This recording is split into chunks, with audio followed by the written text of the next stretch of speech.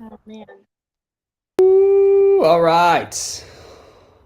This is fun, Yeah. right? I think it's fun. I feel like it could be fun. So I'm going to click over and make sure that that live is happening. Um, it should be. I think it is going right now, actually. Whoop, whoop. Um, maybe. I'm going to check in and make sure that that's going. I don't know. I don't actually see where it is live. Is the interesting thing. Ah, You're like, I'm okay with that. I know, I'm right? good with that. Well,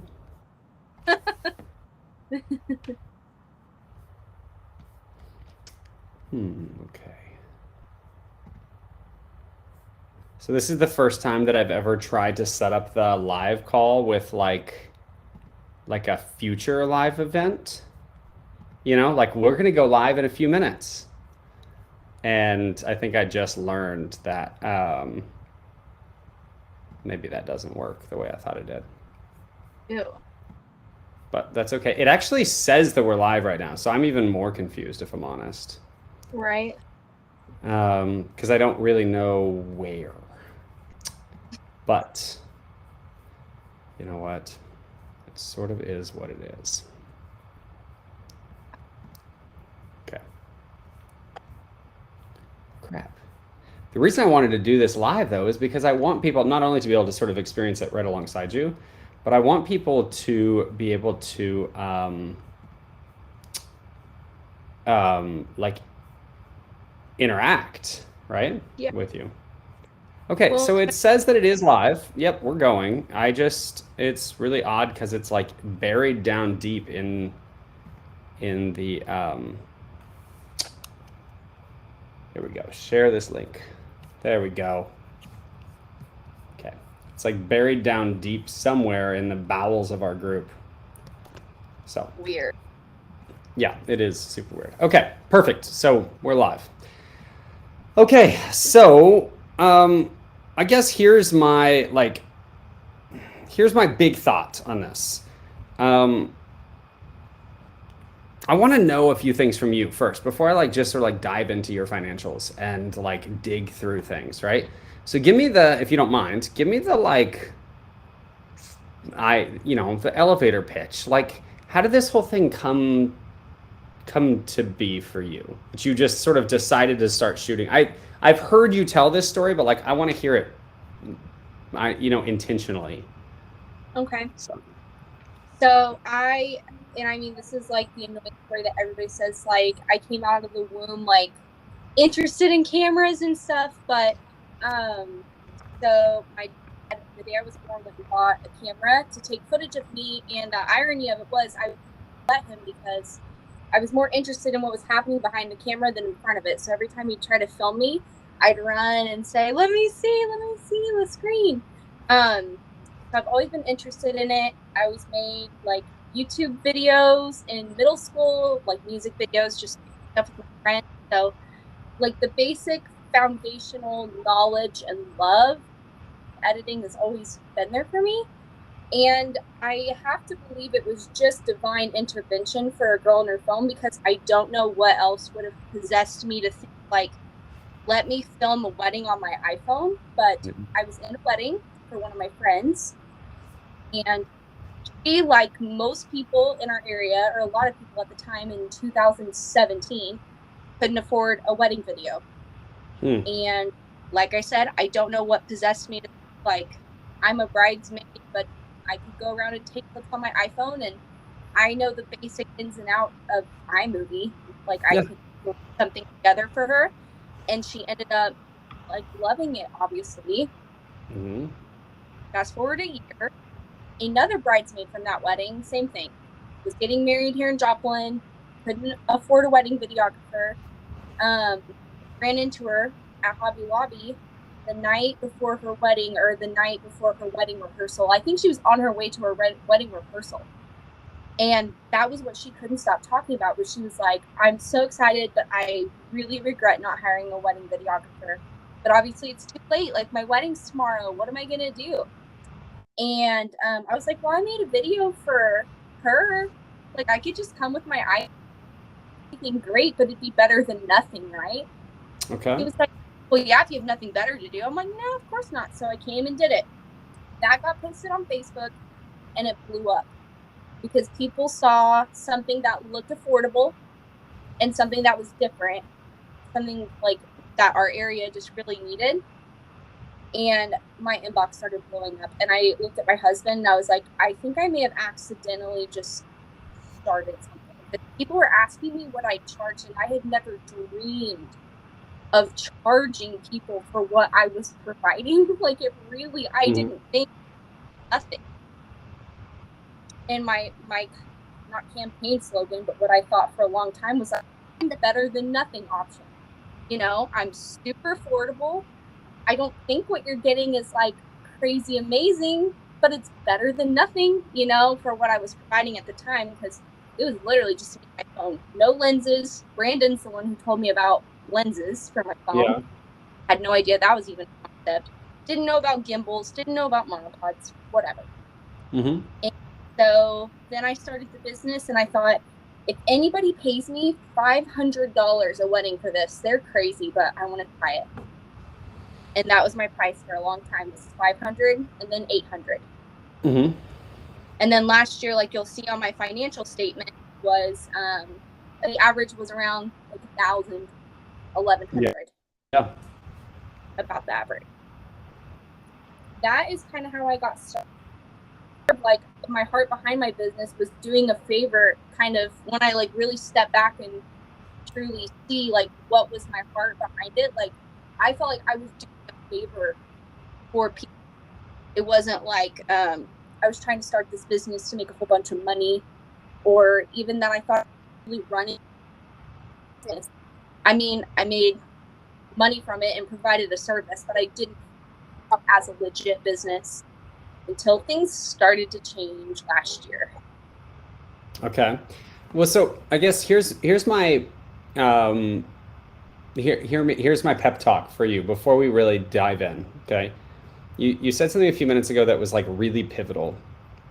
You said that you thought of yourself as the better than nothing option, right? Yeah. And that that breaks my heart. Because here's why I want you to, like, I want you to slow down, and I want you to think that sentence through. Because if what you are is just better than nothing, um, then I think you're missing the actual beauty behind what it is that you're creating, right? Like the the remarkable amount of growth and service and love that you're putting into this product. And so that was the reason I kind of wanted to have the conversation with you to begin with, was to kind of challenge you on that thought process, which is this: there are so many ways that you can serve these girls. Like, there's so many ways that you can show up for these brides and love on these brides and create something that is memorable and beautiful and still cost affordable for these brides, but doesn't require you to sacrifice all of this work and all of this like artistic brilliance on your end. And I think here's the thing though, is I think maybe you don't see it that way yet, but I'll tell you, I do. Like, I think your work it's inspired. It's unbelievable. The fact that you are using an iPhone to create work that I would say is on par with most of, if not the majority of, the high end film industry in the wedding world, but you're doing it with a phone, and you've created all of these processes for yourself that I don't even know if you've ever articulated that thought process. Like, let's think about it like this. You'd mentioned at one point that you don't use the iPhone app, right? You have your own app that you utilize, right? So you realized that you could get better control and better image quality out of using a separate app, right? And then you purchased equipment that would give you a more cinematic vibe, a cinematic look to your work. And then you started editing the work in professional platforms, right? Like it's not like you're editing this in iMovie on your phone. Right. And then you started adding professional level sound quality to both audio capture on the day of, as well as music that's being licensed to edit alongside the video, right? So you've created these tiers. Have you ever stop to think it through it like that? So when you were a girl on her phone, Savannah, you're no longer, this may be the name of your company, but you're no longer a girl on her phone. Like you're a girl and her phone and her software and her decisions and her experience and her editing ability and her color theory and her sound and her long list of happy clients and a new website and branding, and like you're a girl in her business. And so you've scaled to this like radical level of all these new things that you are while still using a phone, but your pricing hasn't scaled. And so now what service you are giving to those girls early on may have actually been like a really beautiful service. Like you may have said like, hey, it's $800 and I'll roll up with a phone and maybe like a monopod and we'll figure this out.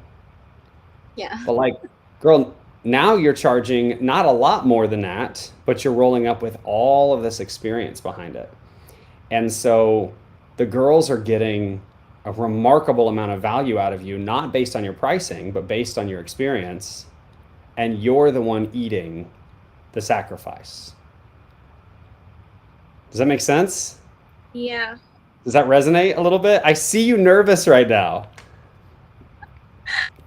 Yeah. So that's like I said before we like dive too deep in this, but there's my pep talk for you is to basically say like you can't hide anymore. You just can't. And I'm telling you, like, this isn't just me, like, as a mentor or me. I told you in that message, right, that I'm just going to kind of like point you in the right direction, what I hope is the right direction for you. But then, like, the decisions have to be made by you, right? Like, that's not, it's not my job to tell you, like, you must do this. But I'm going to tell you this one factual element. You are no longer a girl on her phone. That's not who you are. That may be the name on your letterhead or on your business card or on your website, but like, that's not you anymore. And what you've done is you've taken a great idea and you've turned it into art. And there's value in there, in all those decisions. And so like looking at your financials, looking at your pricing, I want you to walk me through that stuff, but I want to counter back at you because I want to be able to tell you like, you know, I think you're forgetting the fact that like this is an incredible number of hours of work. So it's not the overhead, right? It's not just the like if it was truly a girl on her phone, then you know the uncut footage is what you get. You roll in and I'll just send you over a bunch of clips. Like, good luck. Yeah. But so how many, talk to me about that. On average, how many hours of, let's talk pre-production time. How many hours of admin do you think you're probably putting in per client? Admin per client, does that include like initial inquiry call and then consultation call, that good stuff? From the moment they hit send on their first email to you until the moment you show up to work on the wedding day. Okay. Probably, I mean, per bride, at least I'd have to think 3 to 5 hours, probably, just like from inquiry to wedding, it doesn't like when I think about it, it's like it doesn't feel like that much time when I actually put a number to it. But like they get usually our consultation call right before their wedding is about an hour, and just walking through pricing and stuff, probably total an hour. And there's a lot of like pre-planning and stuff and creatively just thinking and things. That's the problem. A lot of the work I do is in my head. So like, how do I quantify that? You know what I mean? But I mean, probably like 3 to 5, but on average, I mean, I would say like 10 hours a week of admin. But if you break it down per bride to the wedding day, probably like. So I would bet that you are undershooting that by 30%. And here's why those numbers are important, but we'll get there. But let's use 5 as a number. I'm going to give you a bunch of things though that I think you're going to start nodding your head at that like is stuff that you probably aren't also considering. So things like yes, you have to walk them through pricing and they select a package, right? Is all your invoicing done automated, or do you invoice? I invoice through. Okay, so you've got to set them up a project in HoneyBook. I realize it's 10 minutes, but it's 10 minutes. And you've got your consult with them. Then you have, if you've never shot at the venue before, what's your process for trying to come up with do you just roll in and say, we'll figure it out? Or do you scope locations, or do you look at other wedding videos that have been done there? Or how do you research new venues? I look at other wedding films that have been done there. I reach out to the photographer, always, ask if they've shot there. Do you have locations in mind and things like that? Like, do you know the best place to take the dress and stuff? Like, I'm really gonna lean on you for like that. I always show up at least an hour early on the day of to just the photographer get there, just to like get my bearing, walk the grounds, and like just like let my feet feel the venue, if that makes sense. Yeah, like 100% does. Like just get my energy with the venue. That sounds like really spooky. No, not at all. I totally agree. So okay, so you've got 1 hour there that wasn't accounted for. You have the time that you're spending researching. If you say you can watch these films in probably like short spurts just to kind of get concepts for it. But say you watch 3 wedding videos that were shot there and spend a little bit of time on Instagram or social media. Before you know it, you've got probably another hour in it. Yeah. Right. Yeah. Reaching out to other vendors and trying to kind of like get your bearings and figure that out. So there's another hour. That's what I'm thinking. I would bet this is we could hash this through and get it through. You need to journal this stuff because you need to figure it out. But I would bet that you're averaging 8 to 10 hours of admin time per client before the wedding. That includes all pre-production, but that even includes stuff for me. Like I'm curious about when you're working with a phone, are you working with your phone or do you have a separate phone that you shoot with? That is a goal that I've had for over a year now, is to get another phone. But first. Okay. So it's even down to things like, my assumption is it's even down to things like you clearing off files and making sure that you're from the last, because you've only got so much space on that thing, right? So making sure that you've got, right? Am I getting through? So now your pre-production time is also co-mixed. This is the entire industry, but your pre-production time is also co-mixed with the post-production time from the last wedding. Right? Trying to make sure you've got all the files off the phone and backed up and safe so that you can clear those files so that you have the space for the next one. It's the same process we go through with formatting our cards, but that's time. Yeah. Okay. So I'm going to push you to say just a round number. Let's call it 10 hours. And then on the wedding day, how many hours are you shooting? So I have 3 packages, 6, 8, and 10. Yes, but anybody that has a 6, 8, and 10 actually has a 7 and an 11. Like that's what you have. Am I right?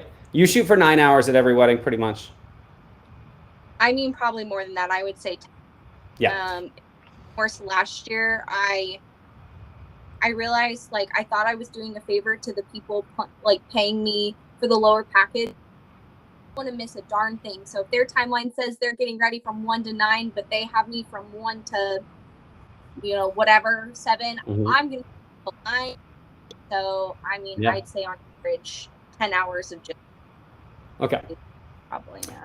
So you've got 10 hours of pre-prep and you've got 10 hours of shoot time. And then how long does it take you to produce a film? If it goes smoothly, and I think this probably takes me too long, but I'm working on being more efficient, probably about 25 hours. Okay. My heart soul just left my body. My soul leaves when photographers tell me how they can crank out a wedding gallery. That's what makes my heart soul leave. Well, yeah, you should roll your eyes back at that because most of the industry is so trying to be as efficient as they can that the art is gone. But there's also a fine line there because in your situation, what you're doing is you're absolutely pouring your heart into this product, right? Yeah. So I'm gonna say a statement here that I want to like hit you, and I want you to have time to sit with it. But it's a challenge, and it's going to be an uncomfortable challenge. Are you pricing the way that you are out of service for your clients, or are you pricing the way that you are out of insecurity of yourself? And you don't have to answer that to me, but I'm telling you right now, I feel like I know the answer.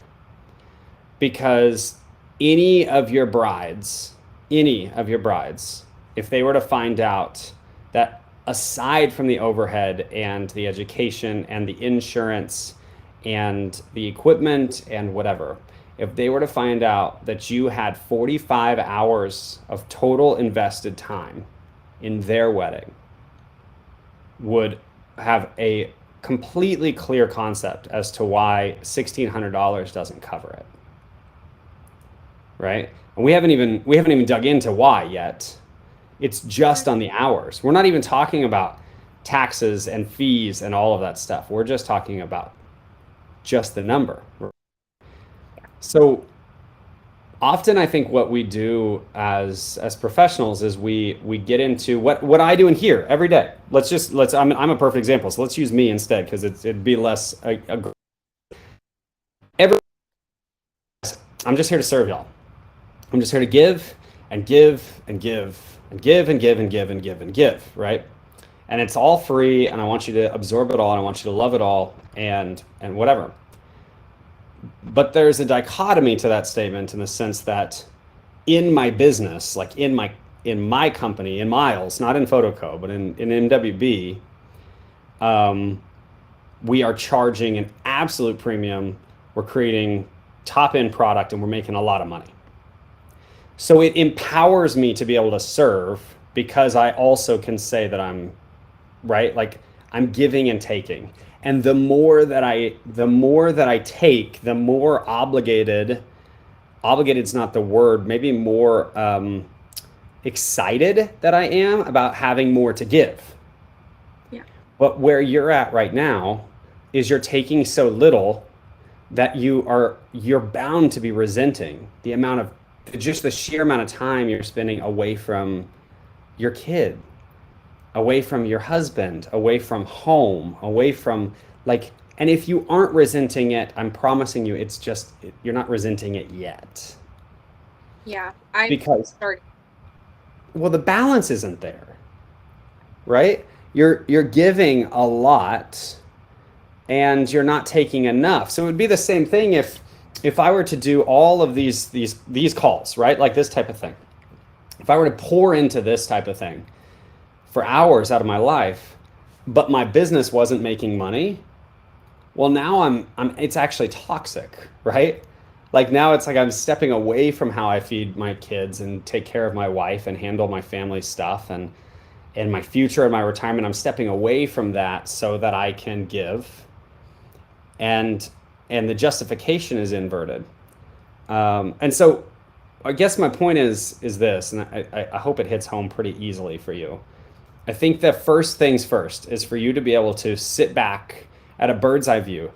Don't ask your girlfriends what do you think about my work, because their opinions, not only are they biased, but they don't.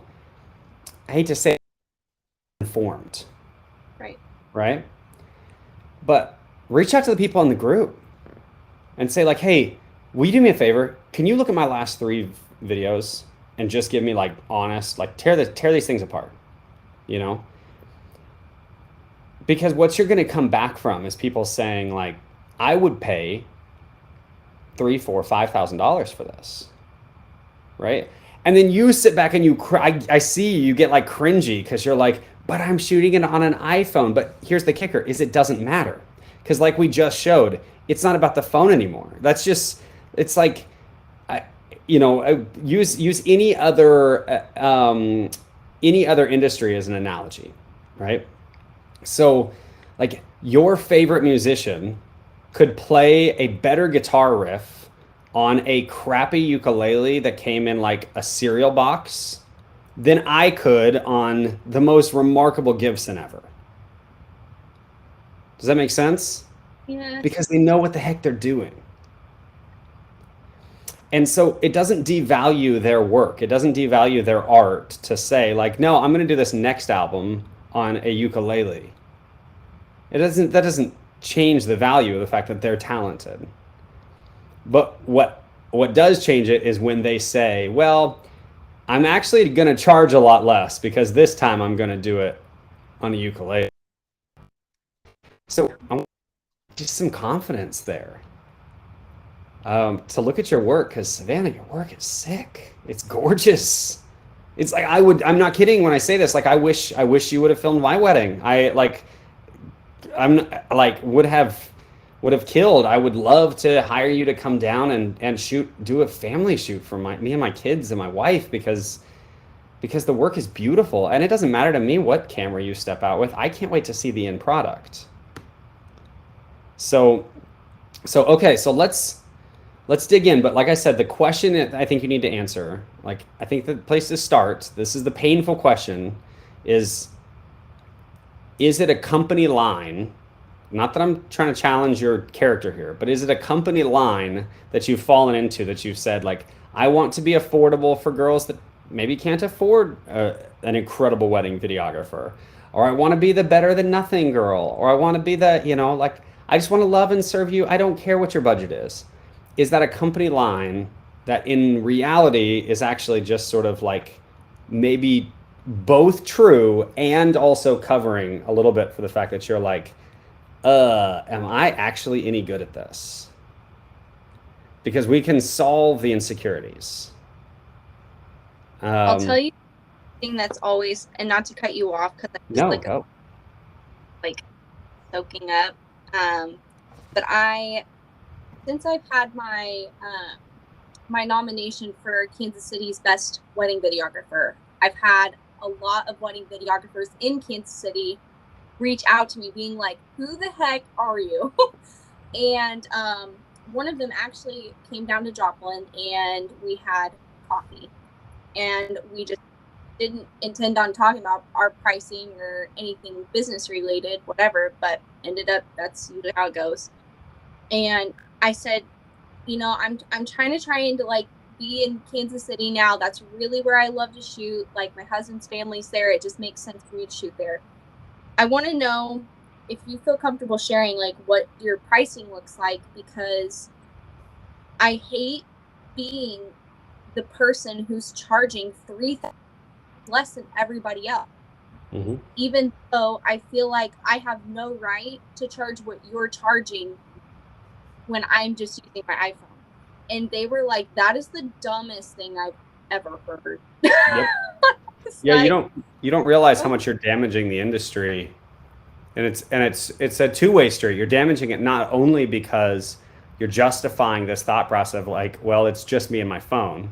So now you're going to have all kinds of people that are creeping up. They're like, oh, well, if she can do it with her phone, I can do it with mine. But you have all these processes in place that have safeguarded your process, right? They've created a creative process, and all of those are worth money. Let me challenge you with this, because the reason I ask you that question, I think is so important, is this a lot of I know a lot of people, because we've hired missionary kids, and we've hired pastors, we've hired people that are like servanthood oriented people for years, right? Do you think good by charging $1,000 less than you would by charging $1,000 more and cutting that $1,000 to your church every week? Like, if you truly want, like, you truly want to just care for people, imagine what you could do if we go ahead and get you in the green, right? We get you profitable, and then suddenly, instead of having just enough money to sneak by and call this thing a business, you have enough money to where you can go ahead and start truly blessing people. Yeah. It's a pivotal step, because I think there's something that's really important to hear. There's a difference between a business and a charity. Now, you can do really remarkable things through a business that are kind to people, right? But that doesn't mean that you shouldn't be charging what that service is worth. Now, you over provide, stay the extra hours, go for it. But here's my thing is, so say you, let's just use round numbers. I know this is below where you're at, but say we're charging $1,500 for a wedding. And then overnight, literally overnight, you light switch and you say, hey, my lowest package is now $2,500. But for every $2,500 package I sell, I'm going to send $500 to the charity of your choice. Right? Like, I'm not suggesting that you do that. And truth be told, just hearing that come out of my mouth, I could poke so many holes in that concept. But you see what I just did there? I just increased your pricing by $500. So you just made more money. But also you created an ethos to your company that has everything to do with serving and giving and taking care of other people. Now that's something that your clients can get behind. It's not just anybody wants to save money. Like anybody would love to save money, right? Right. So I don't want to hire you though because you're a cheap option. I could care less. I want to hire you because I love your work. Now, would I be more inclined to hire you because I love your work and I love the ethos, like the culture of the company that you're building? Absolutely, right? So if you were to say like, this is a faith-based company that this is what we do with with excess money, or a portion of profit goes to, or like we do this with whatever, right?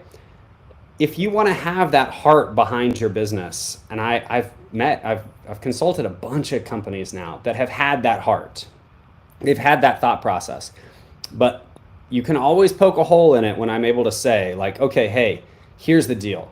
What could you do instead of saying like, oh, I really want to make $25,000 next year? What could you do with 100? And people sit back and they're like, holy crap, a lot. Yeah, you could donate $25,000 of it if you wanted to, right?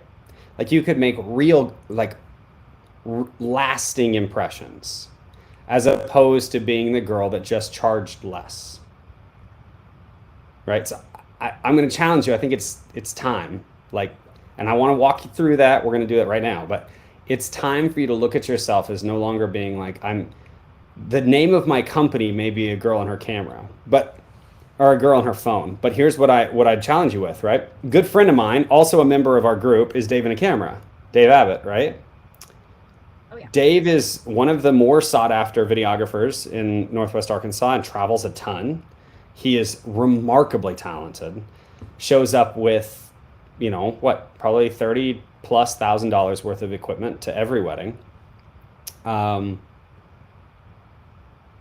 and the name of his company is Dave in a Camera. He doesn't show up with a camera.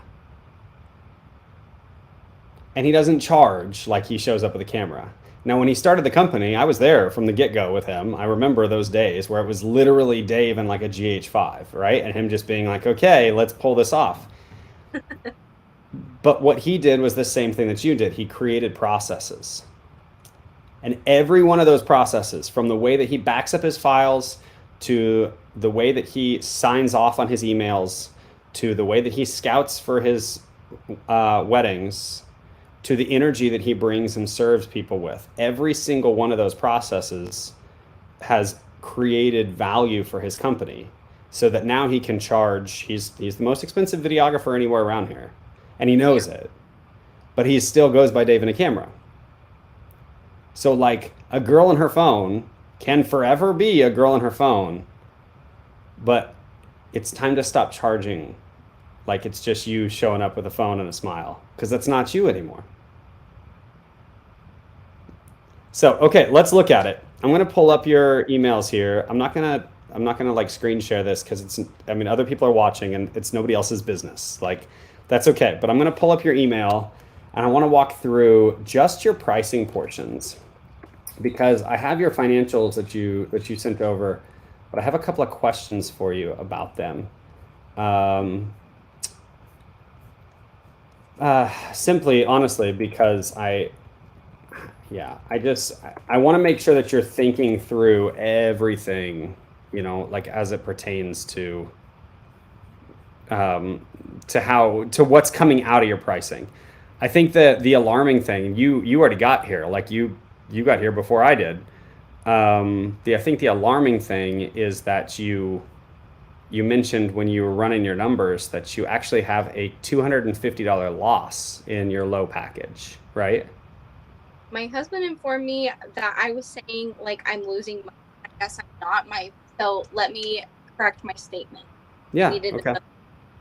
My profit margin. So it's not like I don't know. You can probably explain it better than me. I sent you everything over there, but I was referring to, when I said like a loss, was when you look at my packaging, I have what I thought about raising my prices to before I had this phone call. So you'll see the three numbers. And there's like a -300, a -400, and a -500, I think. And those are just like my time spent for the package. If I believe my time's worth $50 an hour or whatever, that's just the package price of what I'm there for the wedding. And then I believe it's 1,863 was if I value my time at $50 an hour, and on average I spend 37.5 hours total on wedding beginning to end, then my time comes out to be 1,860. And so just my time for on the wedding day, before and after, whatever, if that's what I thought my time was worth. But I showed that to my husband, and he's like, I don't think you've got that concept quite right. So I'm like, okay, well, maybe Miles can explain that. So please. Yeah, so this is the hard thing about, again, it's like you're going to have to pull yourself out. I have to do the same thing, right, for my company. So the name of my company is Miles with Boyer Photography, but that doesn't mean that always Miles is the photographer, right? So like Jared may be shooting or whatever. So I have to realize that like me as an individual and the company are not the same entity. So the time that you're investing in each one of these weddings is an overhead. It is an overhead cost. And what's left over, so actually, all things considered, I think you're right. What's left over after everything is paid out is what the company makes.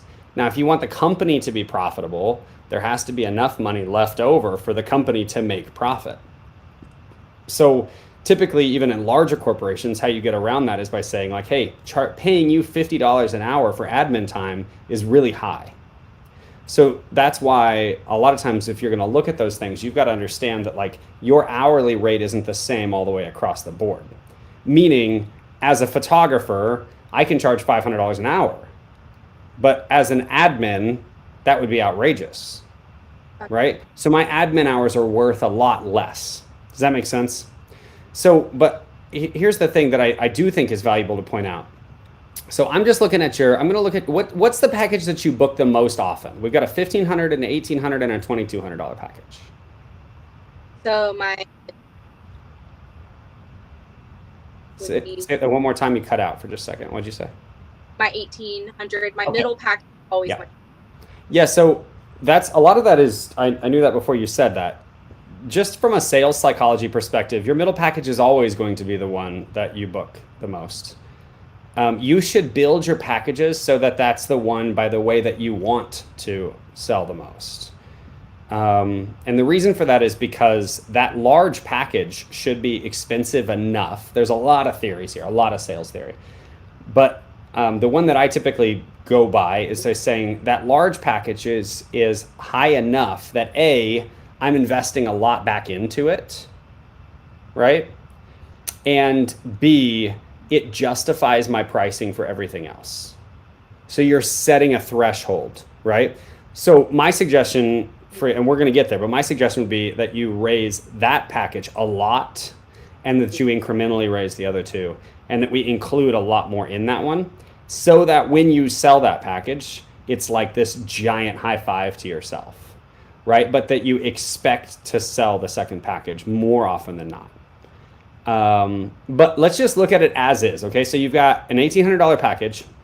We're just going to do math really quick, ironically, on an iPhone, because that like this is your work of choice, but this is something that I think yet you have done maybe inadvertently and maybe never thought through.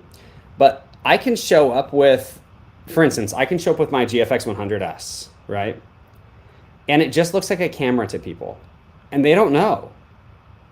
Does that make sense? Like people have no idea. They have no clue that that thing is like probably the most tech advanced camera until I tell them that I'm like, you know, this is it. This is the highest end camera there is on the market, period. Hard stop, right? They don't get it. But when you show up and you pull this thing out, people immediately recognize it.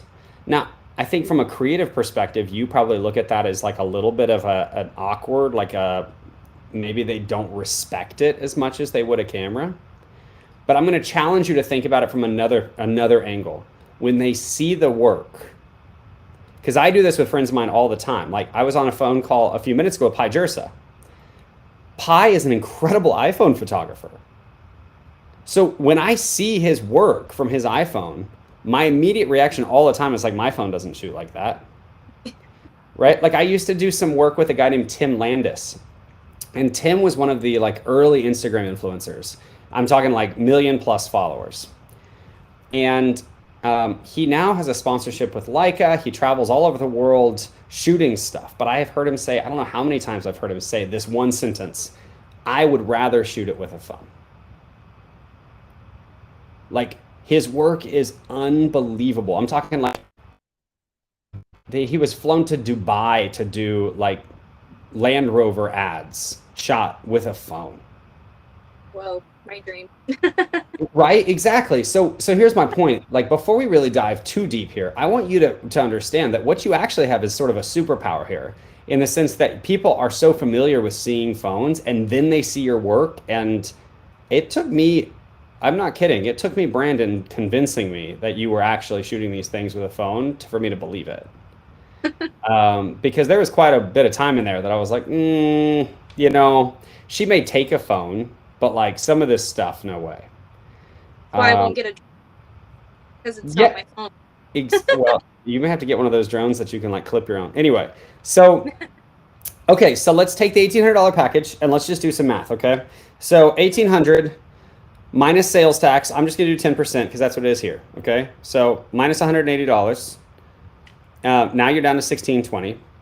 We're gonna assume that you've got a 30% loss in taxes, which is high, but like that would include everything out the gates, like all of your FICA, all of your everything. Okay, so I'm gonna give you, we're gonna do times 0.66 to find out what your actual take home from that 1,800 is.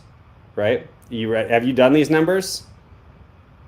Brandon did it with me a while ago before I raised my prices to these, and it Mm-hmm. wasn't pretty. I'm thinking this is also not going to be very pretty. Yeah, it's gonna make you nauseous. Uh-huh. Because Yeah. because we haven't talked about any overhead yet except for just taxes. I also don't charge sales tax. Is there not sales tax in Missouri? Yeah, there is. Okay, well, so Yeah. also Like, this is on a recorded line. That's illegal. what?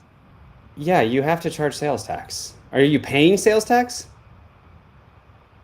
I do my taxes.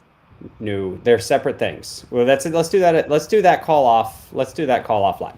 They're separate things. I don't want to stress you, but that's all. It's all due. Like you have to back tax. Yeah, don't let me panic.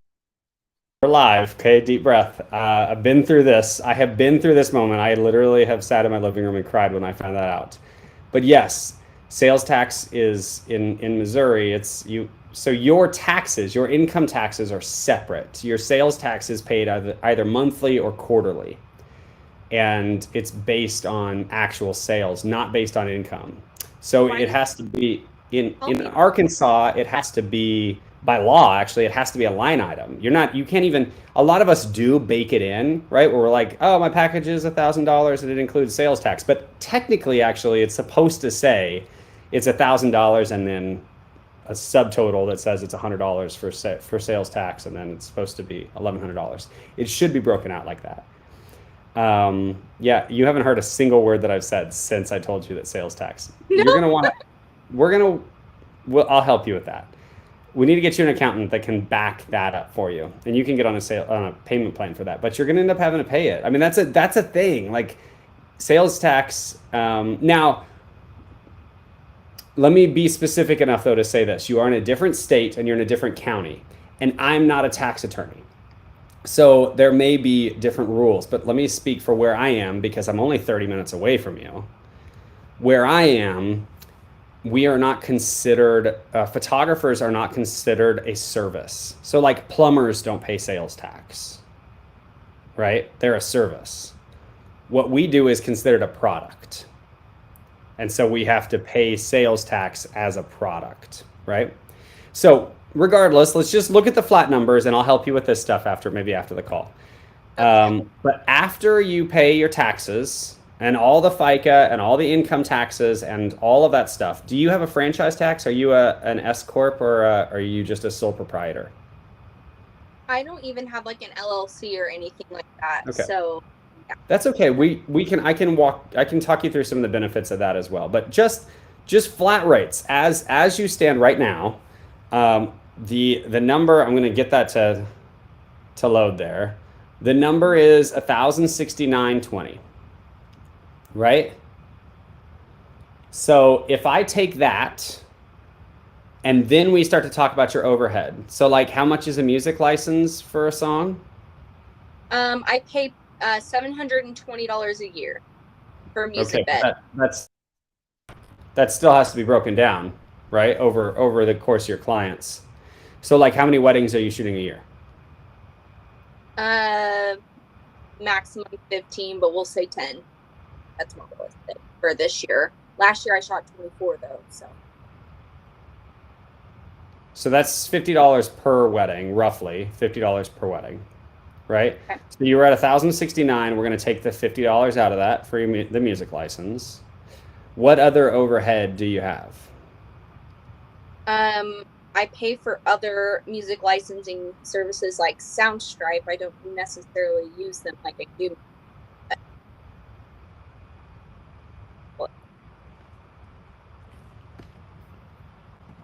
believe it's like $250.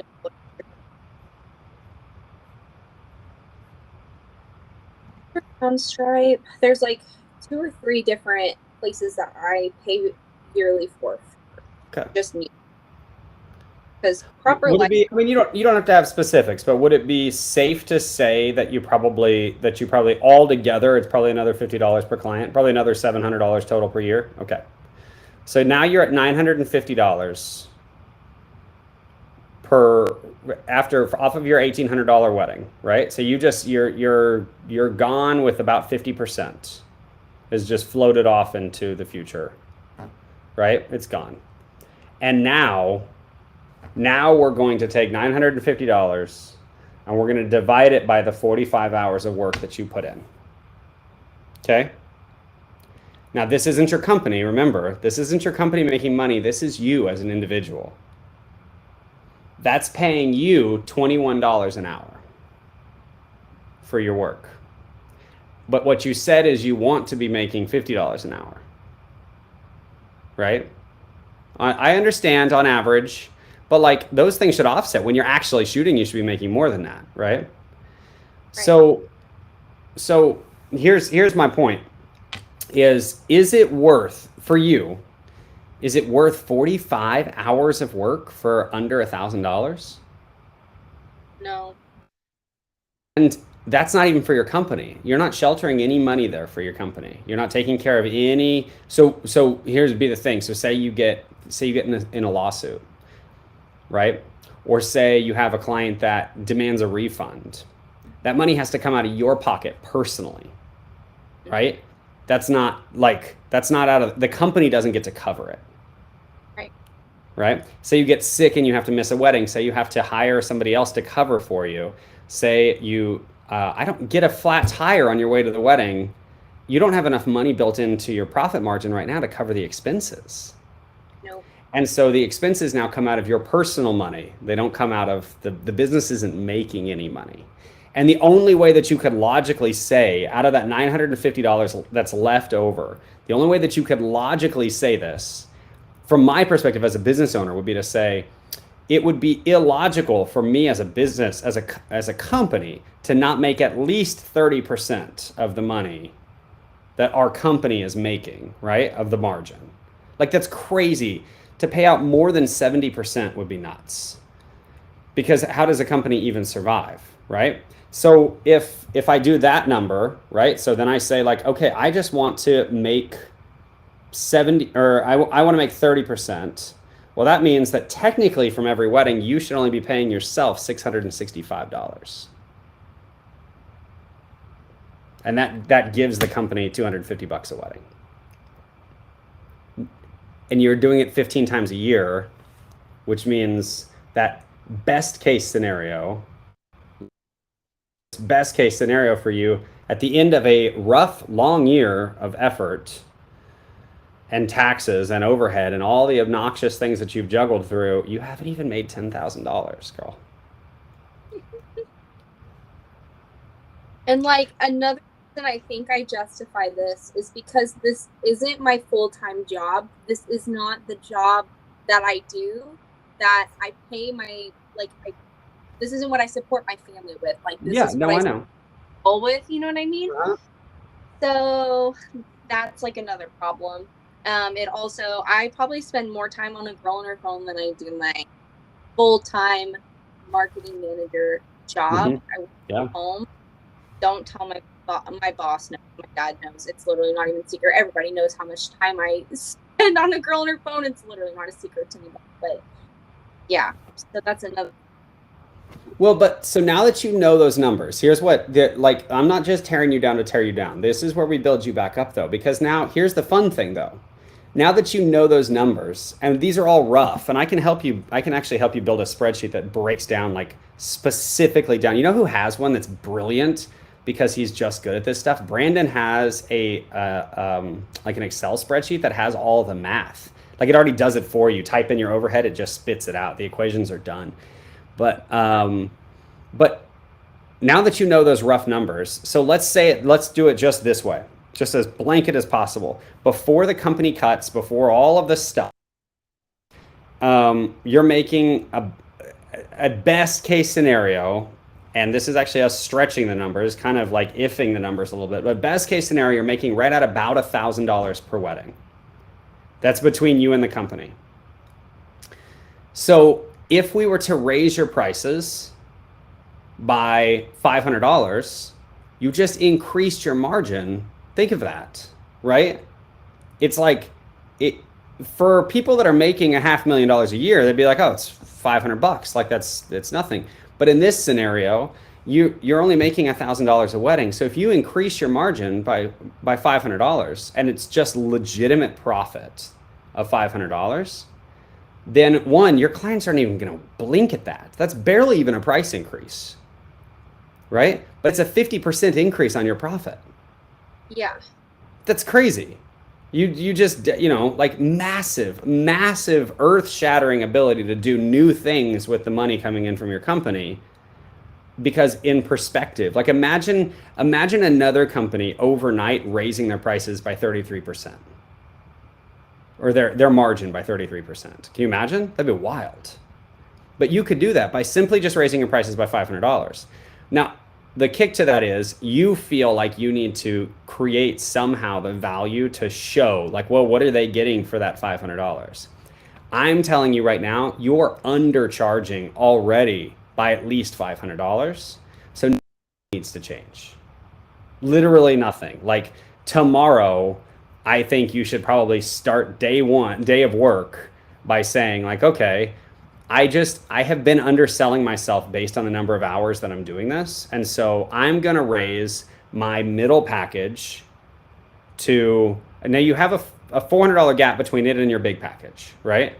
So maybe you just go ahead and say, I'm going to raise my middle packages to 22. Just light switch it. Done. Okay. But then I think you need to start to create a considerable amount of value in what that big package is. And that's the one that you need to be competitive with other people. Because I realize you're still trying to kind of gain some confidence in what this whole thing looks like for you. But it's that top end package that's like other photographers or other videographers see that number and they discount you as a creative. Right? But that's not fair at all. Like that's not justified. So my 2 cents on it is this. Considering what you're giving, right? You've got in that one, you've got 10 hours of coverage and a 1-minute sneak peek and an 8 to 10 minute film. How are you delivering them? I upload to YouTube and also Facebook, Instagram, and then they purchase the raw footage, then they get copies of their film. And I've recently also started uploading to Love Stories TV, kind of as like not a backup, but just like, I mean, if YouTube were to go to hell in a handbasket along with Meta and all of that, then their videos are still on the interwebs somewhere. Okay. So they get it online film delivery, and then if they purchase the raw footage, then they get a harder copy of it. Okay. So I'm going to challenge you to look at these numbers and think about it like this. And I can help you reverse engineer that math one more time, you know, whether even off the call. If you raised your big package to 4,000, calm down. If you raised your big package to 4,000, and like I told you, that's going to be the one that like when you sell it, you high five yourself and you say, holy cow, we did it. And those are clients that you get to take care of. They're the ones that you get to show up and serve and love and say like, you know, hey, you have me for 10 hours, but I'm going to shoot until we're done. Like those are the ones that are investing back into you. Okay. Now I want you to hear me say this. I realize like I've got my name, I've got my brand, I've got whatever, but I'm 30 minutes away from you, 45 minutes away from you, right? My bottom line package, my entry package is $5,000. I don't show up for under 5,000. So for you to be nervous about booking 4 is completely unjustified. The clients are there. It's more than enough weddings. You're shooting 15 weddings a year and I'm doing 33 this year. There's more than enough clientele that can afford every penny of what it is that you're offering. They just need to see the value in it. Right? So, but if you did 4,000 on that one, and then your middle package, which is the one that you really want to sell, you did 3,200. I know, I hear you, I see you. And then your bottom package goes to 2,500. Then here's what you have money to do. One, you actually are making money. You're actually making, like, you're justifiably making money. Now, there's a few ways we can get there. And that's, I'm not saying light switch because that's a big jump, right? There's a few ways to get there. But 2, I think you need to create either for yourself or you need to be sourcing a deliverable product, something that you're handing to your clients. Because value, regardless of industry, photo, video, it doesn't matter. Until it's tangible, it's all hypothetical. So delivering them a YouTube link, it feels cheaper than it really is. Yeah. Right? Because they could have, with their own phone, put something on YouTube all on their own. So whether that's sourcing one of those cool little video books that cost like $100, right? Have you seen those, the little video album things? Oh yeah, They're super cheap. The thing is, right now, you don't have enough money left over to buy them. I But with know. but with this, immediately your next client gets something that they weren't expecting.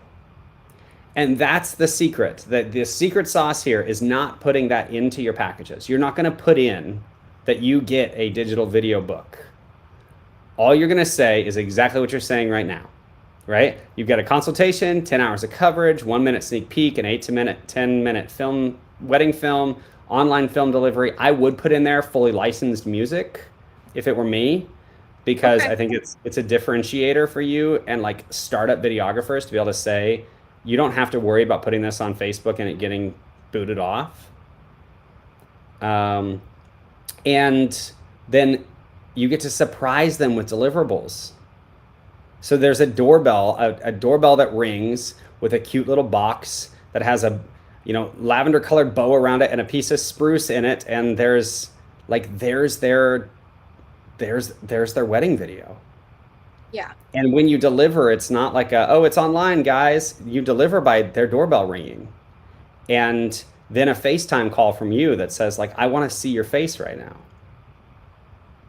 And it's been the most minute shift. It's been the most minute difference in how you're doing things, but it's equated to $1,800 in profit shift for you. That's something those are things I would love to do, but never could afford to do. So I would say, like, I'll serve in like free ways or any other way that I can. Yeah. You don't know how many times I've reached out to those, like, the video book people, and I'm like, I wish I could do this so bad, but like, when it starts eating into your personal checking account, you just have to, like, Exactly. There has to be a threshold, right? And there should be a threshold. But you should have, and I mean, I've said this in every mentor call I've ever done. You should have money set aside for your company has to make money. You have to make money, but your company has to make money, or there's no point in having a company, right? But there should be money set aside to wow and surprise your clients from every single contract. It doesn't matter if it's 2%. There should be money set aside to where whether they get a handwritten thank you card or they get like a cheesy little chocolate box. It doesn't matter. Whatever it is that they receive from you, without even knowing it, they paid for it. But it did come out of your margin, and that's just longevity in business. But if you now, I see you stressing though about, like, how do I do this? Like, what does that mean that I close my laptop this afternoon and then tomorrow morning I get an inquiry and I say, like, well, it's going to be this much. You can do it that way. I'll tell you, I think that it raises some eyebrows without you having a really clearly defined reason for that to the girls that booked you yesterday versus the girls that book you tomorrow. Yeah, it's a generational. Right? You heard me say that yesterday. You've got these generational gaps in there that are like, it's dangerous because these girls are all friends. And it's dangerous when it's like, oh, well, I paid Savannah, last year I paid Savannah $1,200. So wait, you just paid her $4,000, right? It's dangerous, but it's only dangerous in your own mind when you can't justify it by saying, like, yeah, but I'm getting so much better. I have to charge more. I just have to charge more. The other thing that occurs to me though here is if you're going from making $1,000 on a package right now, and let's do that math really quick. So let's do the $4,000 package, and you minus 400 for sales tax, which you're about to start paying, and you keep 2/3 of it. So, and then your overhead, what did we say? It was about $200. It wasn't even that. It was like $150 per wedding. So now you're at $2,226 in actual margin per wedding, right?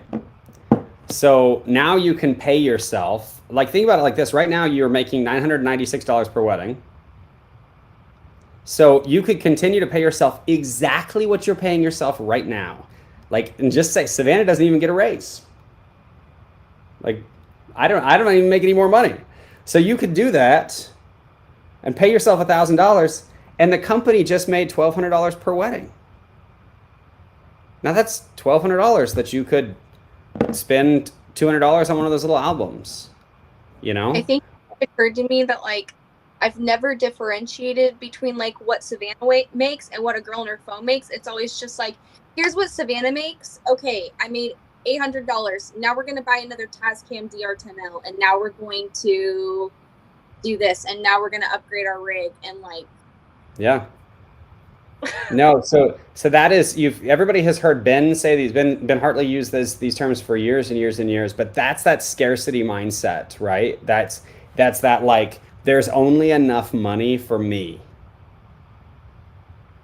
But abundance, when you start to just dream with abundance, like your mind just starts to think with abundance. You start to look at this and you could say, "Holy cow." And I'm not saying that you do this, but literally, I'm not no exaggeration for the amount of money that we just brought you. We just showed up and got you, and we're going to figure out how to get there together. You could overnight have 2 girls and 2 phones. Because you just justified cost from one wedding, you just duplicated your income, right? So now, number one, you've been dreaming up trying to figure out a way to get a new phone. Well, literally, the profit margin from one wedding just got you that new phone, right? One wedding. But 2, now you could say like, hey, I actually have enough money for like 3 or 4 hours per wedding to have a second shooter, right? Like I could pay somebody $50 an hour with their phone and their kit to show up and me teach them how to do this and them do it with me. Does that make sense? So like that abundance mindset starts to take over where then you start to dream up and you say 6 months later, you're going to sit back and look at your pricing and you're going to be like, holy cow, the next closest competitor to me is charging $5,000. I better raise my prices. Right? So, but as it stands right now, like tomorrow, I think what you need to do is this. You need to look at it as this. How many weddings do you have booked for 22? Like how confident are you in your booking right now? I would like to not book any more for 22. Total weddings is 11. I've already done 2. So I have 9 left. So and that's all you want for the year. I have 2 possible more spots I could take that I have inquiries out for but haven't booked officially. But this is the best timing then in the world for this, because what I was going to suggest is that you set a thing where you just go up $200 per wedding. Yeah, but you've got a whole calendar year. Like it's March. You have a whole calendar year before you're even concerned about booking. So I've been booking since like last August. Oh Lord, have mercy. Yeah. If ever there was a sign that you're not charging enough. So yeah, so you don't need a major strategy here because there's so much time.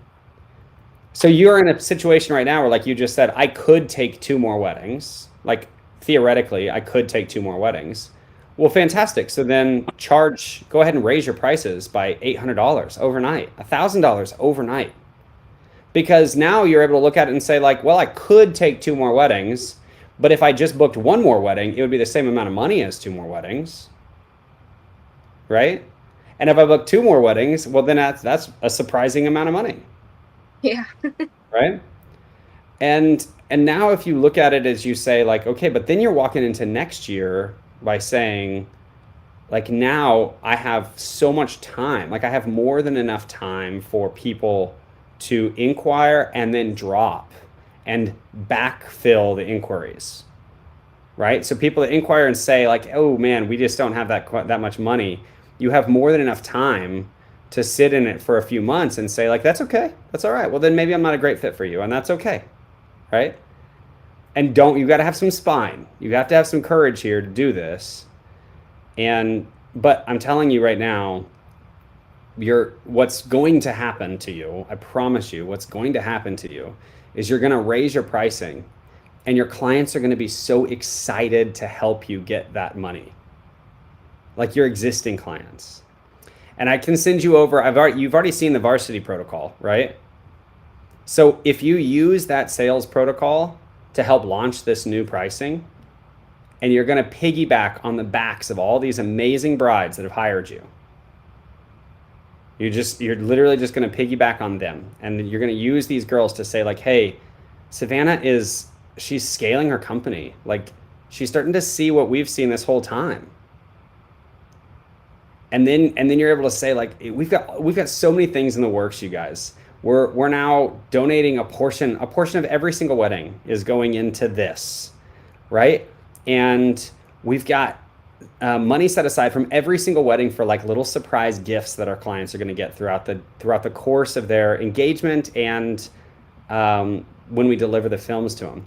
And we're building resources for them right now that are just like PDFs or little behind the scenes videos on like how to make sure that you guys are set up and super present on your wedding day. And like, you're going to build this entire client experience out because you're already booked for the year. So you might as well, and girl, you're a marketing manager. It's not like you don't know how to do this stuff. So sit and just create all of these processes that you're able to then spoon feed to your past clients and say, hey, can you do me a favor? Can you just give me, if whether you share it or not, can you just give me your reaction? Like, wouldn't you have been so excited for you to get this stuff? And just gauge it. Because you may have girls, brides that you've shot that look back at you and are like, honestly, I wouldn't have cared. Yeah. Okay. But then you may have brides that look at you that are like, I am uber jealous that I don't have one of those books. How can I get one of those books? Yeah. Fantastic. Yeah, absolutely. I can totally, they're $150. So, Venmo me $150. I'll get you on order and we'll get your thing on it for you. This happened when we upgraded our albums. We had a number of past clients that were so jealous. They already had albums, but they were so jealous that our new albums were so bougie that they ordered another album. Right? Like, don't underestimate the experience of people that just want to invest in you. And me being a prime candidate here, and Brandon having been a perfect example, right? Like, Brandon looked at what you did and was like, no, I believe in what she's doing. I think it's fascinating and I want to invest in her. Okay, what are your thought processes right now? Are you stressed? Are you feeling good? A little in between. Okay.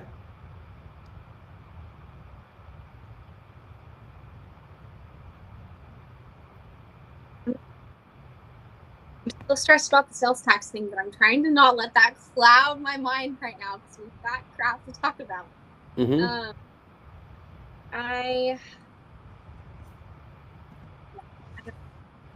I'm upset. This has been like a long time coming. Like, I know I messaged you yesterday, and we had the conversation about pricing 2 days ago or whatever. But this is something that's been going on in my head and has been told to me for like going on 2 or 3 years now. So it's a lot, and obviously hearing things from you is like.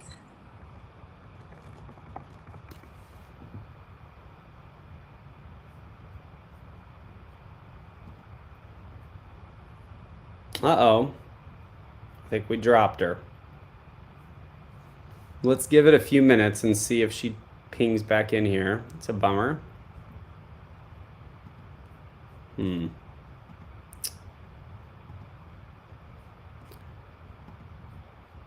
Well, bummer, guys. That was really going incredibly well. I think maybe her Wi-Fi just blipped. I might. Oh, wait. Are you here? Yeah, you're back. I'm so. That's okay. My phone said, you said, we all heard it. You said, Miles, this is crazy. I want nothing to do with this. And then you bounced. Yeah, I said, I'm done. Thanks for your time. No, that's. Mm-hmm. My phone said, hey, you're at 20%. And I went to click close and it said, let's just shut the whole thing down. That's amazing. No, I like the thing of the video books. Like, that's been something I've thought about for literally forever since I saw people advertising those. I would die to offer. Like, I just want to serve my clients really well, and I've been doing that the best way I know how. But the problem is like, and it doesn't cost me anything, but it costs me like my energy. Like, I've been tired for a really, but I love just like exceeding people's expectations so much. But yeah, I've heard for so long, like, you've got to raise your prices. Like, photographers are always just, curious when they like see me with my phone. They're just curious, like, how much do you charge for this? And when I tell them, they're every single time, you've got to raise your prices, girl. So fast, I would need to see you stop doing this. Blah blah blah. So it kind of what hurts my heart for you.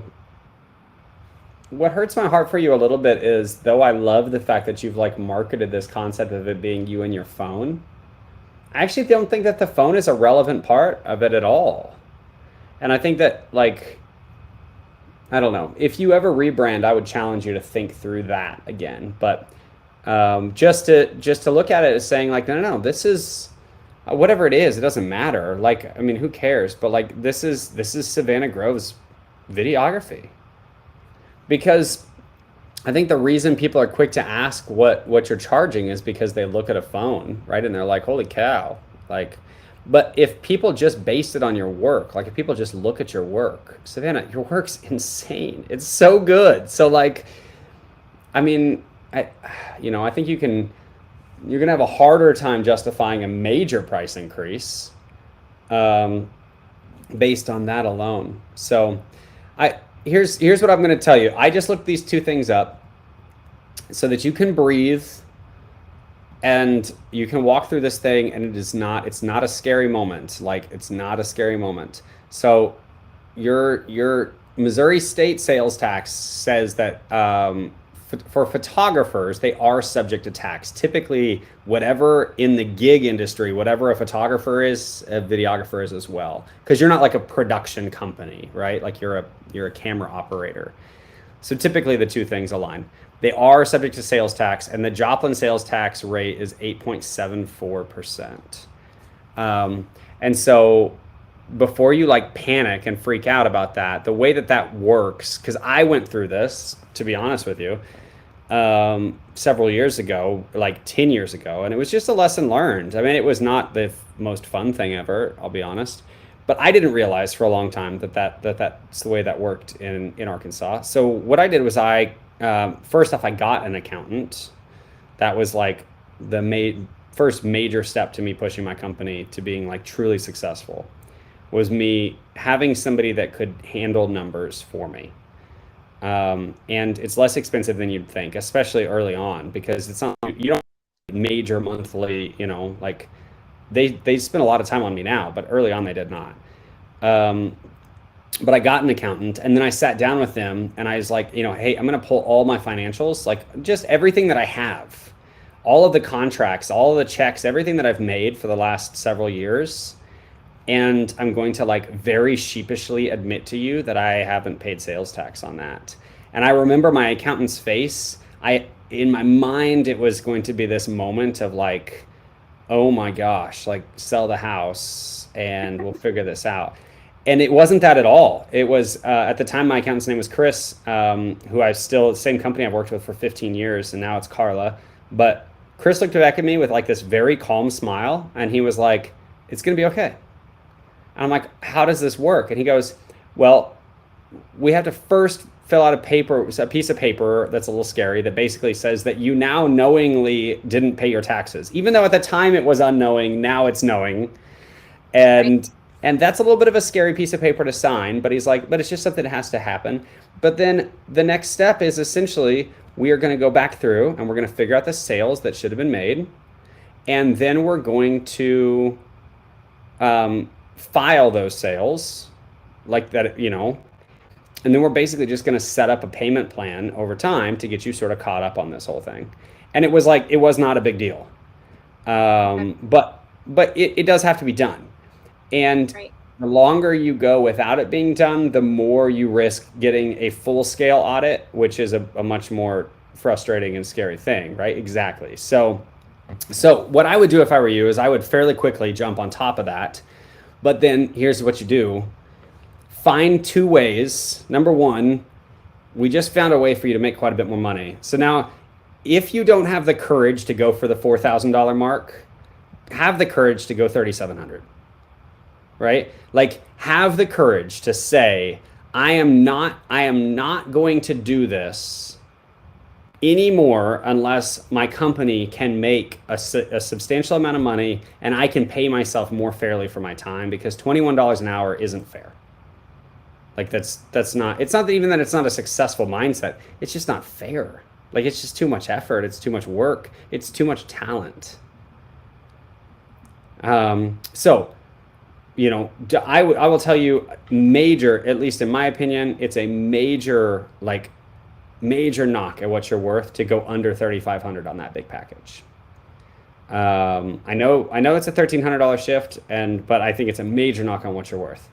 And so if you did that, if you went 3,500 and then 2,500, the key difference there that's crazy is it's $1,000 difference for just 2 hours of coverage and a slightly shorter film. But that may give you at least a little bit of courage there, maybe. But I wouldn't go anywhere below that at all. But then what you've got here is now you have money to future-proof your sales tax process, your whatever. My clients don't ever even panic when I'm this is what my package costs, and then they get the invoice in and sales tax is added. I'm like, that's not I wish it was. I would love to keep that 10% for myself, but so in the future that's not a thing. But for your past clients, now what you end up doing is you actually could run a very successful campaign for your past clients to get them these albums, and then utilize the money that's coming in from the albums to pay back taxes. Does that make sense? Yes. So you're creating a sales funnel that's already allocated. So now you have incentive to get as many albums in these girls' hands as you can. And then you're able to say all future bookings are going to come with these things, which is why my prices have gone up. And then you're going to use that money to funnel into other things, right? So what would you suggest charging if I were to, obviously I wouldn't say hey guys, haven't paid my sales tax. No. Here's my stand wedding albums. How much would you suggest charging, since they're around $150 you said for cost? I think they're probably less than that, if I'm honest. I'm not really sure. I know that there's probably people in the group that know that, right offhand. We've looked at them a number of times when we were doing video. What is it? They're from Flash. I can't think of the name of the company. Promotion. Wait, no, wedding album. I don't know. I can look up and find them, but here's the way I do things. Let's just use that as an example. I think if I'm going to sell a product, really any product, unless I have a roughly 200% margin on that product, meaning I'm making roughly twice as much as what I'm buying it for. Does that make sense? Then it's probably not worth my time in selling it. Right. So if it's $150 now, that to that mindset, my thought process, it would be, if it costs you $150, you should sell it for $450. That would be my mindset on it, would be, because then it's now you have the amount of effort and time it took for you to find these things, get them in, load the work, repackage it, ship it out, and still make a profit on it. But I think you could probably find them for cheaper than that, and B, long term you could probably sell them for more than that. But I mean, like our albums, our printed albums, again, it's a little bit of a different thing here, but our printed albums start at about $1,200 and they average close to $2,000. And ours aren't even particularly high. There's several people in the group, David and Whitney are tripling that all the time. Jason Vinson triples. I mean, $4,000 and $5,000 albums are common. So I mean, but this is your version of that. It's your tangible way to be able to put something in their hands, right? Which Um, I do. so I also know, like I had friends for a while that just kept an eye out on this stuff, and they would buy like um, I've seen it done on iPads, but they would buy like last year's model of like the, like Samsung tablets or whatever. And they would like preload, because then it's like now you're getting like an actual tablet, but they'd preload it all on there. And then when they were working with the photographers, I mean, I've seen that those types of mindsets, it just goes crazy. You could go as far as you wanted, right? But then it's like if you partnered pretty well with the photographer, you had fun with the photographer, you could say like, hey, send me over like a link to their photos, or if you have an app, and I'll go ahead and preload the app, and then we deliver this thing that's like it's your entire wedding on this beautiful screen. And like you could go nuts with that stuff, but first things first, you don't have enough money in your margin right now to buy that stuff. So let's get you more money first, Oh, and just have some confidence there. There's a weird, at least for this area, we're close enough that we share demographics are just different in Bentonville, right? And I get that because Bentonville is just kind of bougie, but like as a whole in Northwest Arkansas, um, we share a fairly close demographic line, and I'll tell you that here there's this sort of odd pocket of pricing, and it's weird because you're right in it. That it's not enough and it's too much. mm, Um, it's like not enough to get clients that can actually invest and value you, but it's too much for the budget shoppers. The people that contact, like I get probably, I don't know, 6 to 8 inquiries a week for people that are like, we've got a $1,500 wedding photography budget. So much so that I literally have a pre-canned email that they get back. That's like, I'm so grateful that you reached out, unfortunately, Um, and those are the budget shoppers. And then there's a gap around here to about the, $3,000 range, where if you fall in that no man's land, there's no clients for you, yeah. right? And I think I'm scared that's what I'm scared for you, is I think you've pigeonholed yourself in this place where like there's no actual clients. Like you're certainly not getting the luxury, but you're not even getting the middle high end bride, and you're not getting the budget shopper. You're just kind of in this weird no man's land with people that are like, hey, well, my friend used Savannah. Well, that'll survive you forever, just until it doesn't. Yeah. Well, the thing is that I'm booking luxury weddings. I feel like they're thinking I'm getting a deal on this girl because like I'm shooting at places like White Iron Ridge and things like that. So, I mean, and she ended up like, did you hear? Yeah, sorry. It was my Facebook turned itself on for a second, and it was like a reverb from it. Anyway, sorry. Yes, At my point. that was weird. Yeah. It's like So Inception. All of a sudden we could hear ourselves speaking. Yeah. yeah. So it's like now I'm in this weird spot where I'm like, because people in Kansas City, like videographers, from what I've gathered, like my middle package, like I don't even know if the videographers there would show up for my middle package of what I I don't think they would be. would. And so that's what I'm like, well, now it's probably just based on my work. Like they see my work and they like it, but it's like they're getting a discount kind of thing. I'm like, I don't want to be that girl that's coming into the high end Kansas City market and everyone's like, who's this chick charging $1,500 for a wedding and shooting at Y Iron Ridge? Like, Yep. what Yeah. is she doing? Yeah, it doesn't work.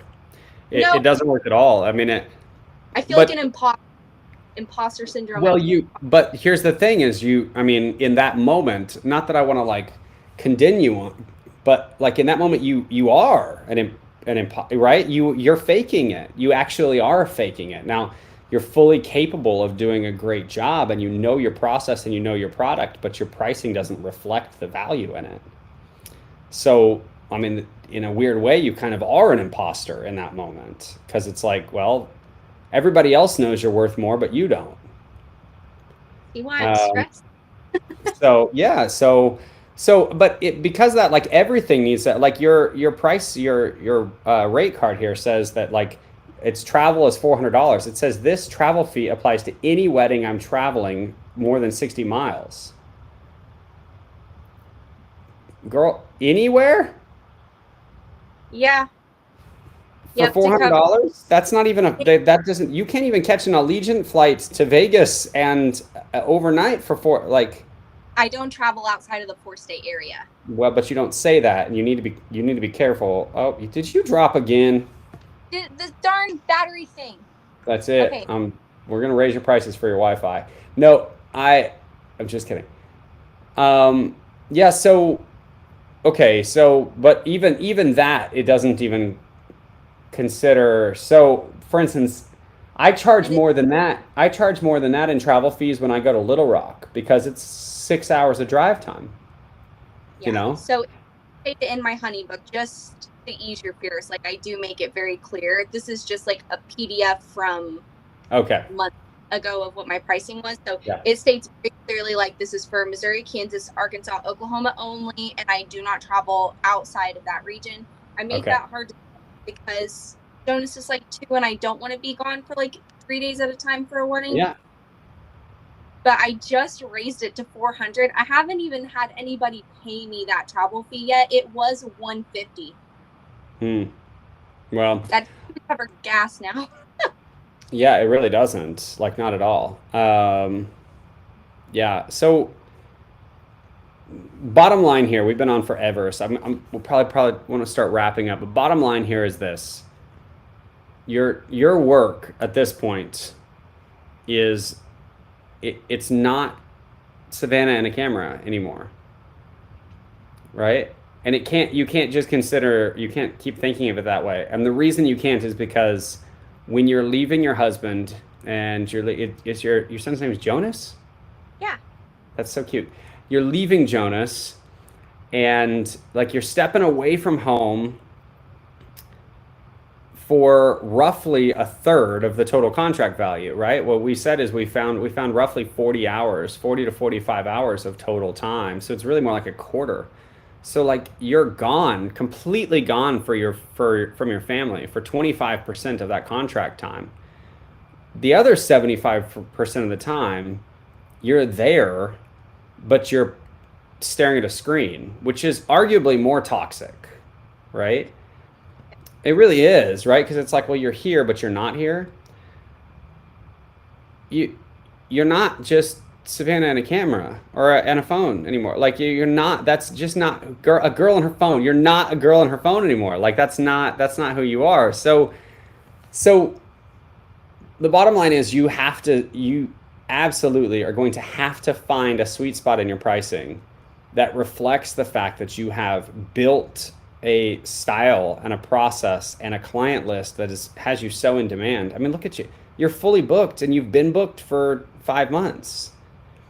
So you're in a place where to call you out on it as blunt as I possibly can. I'm usually like meaner in an actual mentor relationship than in just like sweet, like let's get to know each other type of thing. But to call you out as blunt as I can, your complacency is becoming complacent, right? Like you're just giving in to being complacent. It's like, well, it's working. So if it's not working, then maybe we would fix it. But it's obviously working, so like, let's not break it. But Yeah. the problem is that it's arguably been broken from the very jump. Because, like you said, you suddenly, like, you woke up one day and you were like, "Hey, babe, I think I'm now a wedding videographer." Uh-oh, Literally. right? But all those excuses have gone out the road when you're fully booked for an entire year, 3 months before the year starts, right? Like we have any number of people in the group, for instance, any number of group people that are like fighting for every inquiry that comes through, right? And they're like, it's like an arm wrestling match to try and get one, and then like one comes through, and it's like pour a glass of wine because we got somebody heard about us, like oh my gosh, right? And here you are, you're fully booked for the year in a situation where you're like, well maybe I could take two more. actually, that's supposed to be like a major slap on the back. But you also should understand that like that's symptomatic of either the fact that your work is so outrageously sick that nobody can get it anywhere else. And I think that that's probably a good portion of it, especially in your area. But then the other end of it is people looking at it and being like, for the price, you'd be absolutely crazy to not invest in this girl. And that may feel like a compliment, but it's not. That's not a compliment. The compliment is we'll pay anything it costs to get her to shoot our wedding. Or the compliment is we'll take money out of the floral budget, or I'll figure out a way to get a cheaper dress, or I will, like whatever it is. Or we'll cut out a little bit out of our photographer budget. That's the compliment. Not like, you'd be nuts not to have her. Like imagine another scenario in your life, right? You walk by like the bins of flip-flops at Old Navy and you're like, I mean, they're just 99 cents. Why Sure. not? Why would I not get two just in case it breaks? Like, don't be that videographer, right? That's like, why not? Because that's not who you are as a level of talent anymore. So, okay. I've officially ripped on you way too much. I'm a huge fan, like a major fan. So now, like on the back end of this call, here's what you need to do. Grab a pen and paper and reshape your pricing. And instead of pricing from the bottom up, price from the top down. What's the absolute highest amount of money that you would justify somebody paying for you? So, for instance, and that changes. You get callous to this. You really do. And that can be a scary thing to not have that kind of empathy for your clients. But like for me, how about this? I would feel uncomfortable, especially the fact that, I don't think of this as a charity, but I would feel uncomfortable somebody in Northwest, like in this local market, paying me $12,000 for a one-day shoot. Not a commercial shoot, all day long, commercial, let's go. But for a wedding, I would feel uncomfortable. I'd be like, I feel like you're probably you're buying into maybe my name or my reputation, or like you probably have some kind of a flawed, skewed version of value here.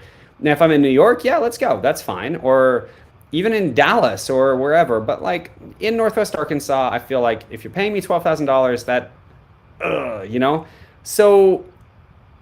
So knowing that, building a package that is $12,000 just makes me cringy, right? Because it's like now I'm asking people to do that. Yeah.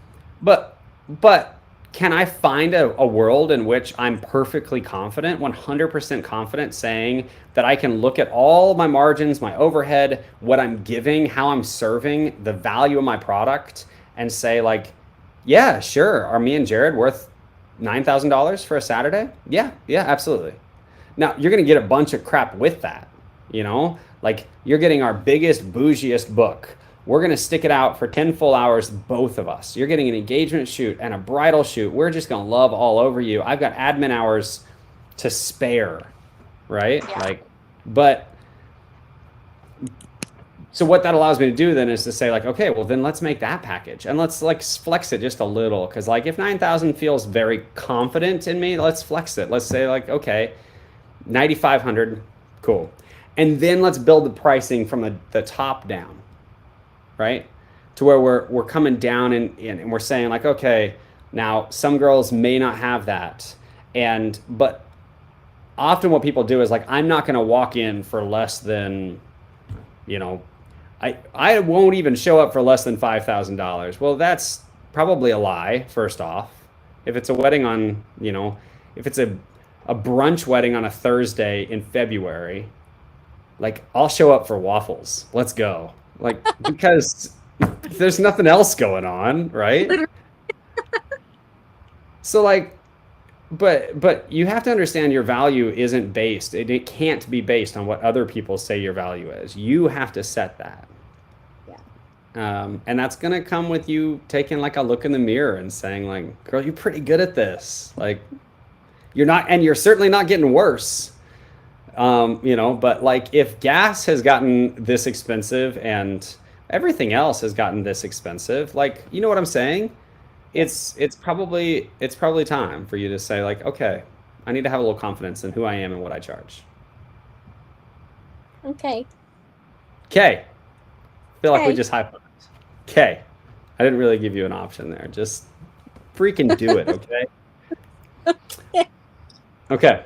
So here's what's going to happen. I'm leaving for vacation tomorrow for a week. So I'm going to check out completely. When I get back next week, the end of next week, I'm going to follow up with you and I'm going to find out what it feels like to charge more money. Okay. Okay? And you're going to be all grins and smiles because honestly, maybe you haven't even booked a wedding at it. Maybe you haven't had the chance yet. But the fact of the matter is, you'll be sitting in a situation where you're valuing yourself more, and that feels pretty good. Yeah. Cool? Cool. Okay, next call then is us figuring out ways for you to break down your timing better to where you can spend more time with your son and your husband. And when you're not at a wedding, you can be more present. So that Yeah. when you are at a wedding, you can be more present. Yeah, if you have tips for that, I'm ready for another call. Next Hit call. me up. Yeah, next call. Let's do it. Yeah, I do actually. I have tips for that as well. So speaking of, I'm going to go pick up my boys from the bus stop. Yes. So, okay. Thank you so much. I really appreciate you. Thank you. I appreciate you. Oh my gosh. You're very welcome. You're very welcome. Again soon, okay? Okay, pleasure as always. Okay. Talk to you soon. Bye. Bye-bye.